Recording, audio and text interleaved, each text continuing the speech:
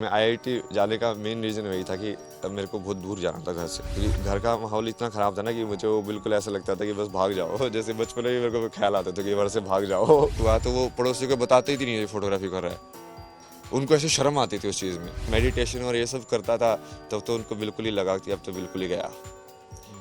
तब तो ये भगवान का नाम लेने लग गया भाई, ओम ओम करने लग गया घर में बैठ के, तो ये बिल्कुल ही पागल हो गया। प्रयागराज में सजे महाकुंभ में आए सन्यासियों से मिलकर आपको अलग एहसास होगा, जीवन के बारे में, अध्यात्म के बारे में, मोह माया के त्याग के बारे में।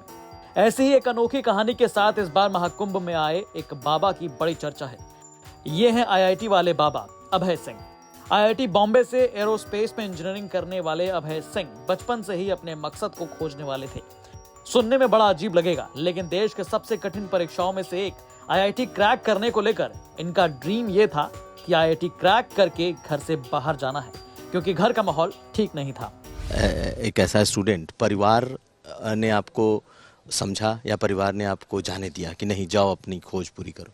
नहीं, परिवार वाला तो अलग ही स्टोरी है पूरी। बताइए। जैसे मैं आईआईटी जाने का मेन रीज़न वही था कि अब मेरे को बहुत दूर जाना था घर से, क्योंकि घर का माहौल इतना ख़राब था ना कि मुझे वो बिल्कुल ऐसा लगता था कि बस भाग जाओ। जैसे बचपन में ही मेरे को ख्याल आता था कि घर से भाग जाओ। कि वो पता नहीं, वही तुम्हारा जैसे टेंडेंसी होती है, तुमको लगता है कि शांत यार ऐसे होना चाहिए, ऐसा माहौल होना चाहिए, वो माहौल नहीं था। तो इसीलिए जब आईआईटी जाने के बाद जब मैं वहाँ से दूर आ गया तब मेरे को सवाल कि अब क्या करूँ भाई, ये तो हो गया, लक्ष्य तो प्राप्त हो गया। तो फिर वो सवाल जैसे हाँ फिर लाइफ में करना क्या, फिर वहाँ से वो शुरू हुआ। परिवार का तो अलग टाइप की सोच थी ना उनकी।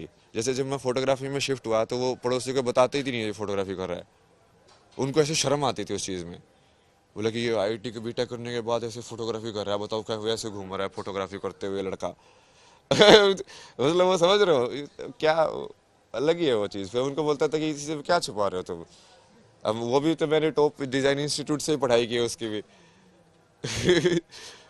बट वो उनको वो चीज़ें तो समझ में नहीं आती, डिज़ाइन क्या होता है, ये सब क्या होता है। उनको तो फोटोग्राफी का मतलब कि हाँ जो स्टूडियो वाले जो है जो पासपोर्ट फ़ोटो खींचते हैं, कभी कभी फंक्शन में जाके जो फ़ोटो खींचते हैं वो वाले हैं। तो घर वाला तो ऐसे ही सिस्टम था। फिर उसके बाद जब मैं मेडिटेशन और ये सब करता था तब तो उनको बिल्कुल ही लगा कि अब तो बिल्कुल ही गया।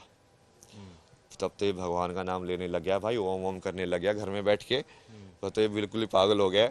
फिर बोले कि इसको साइकेट्रिस्ट के पास लेके चलते हैं, ये करते हैं वो करते हैं।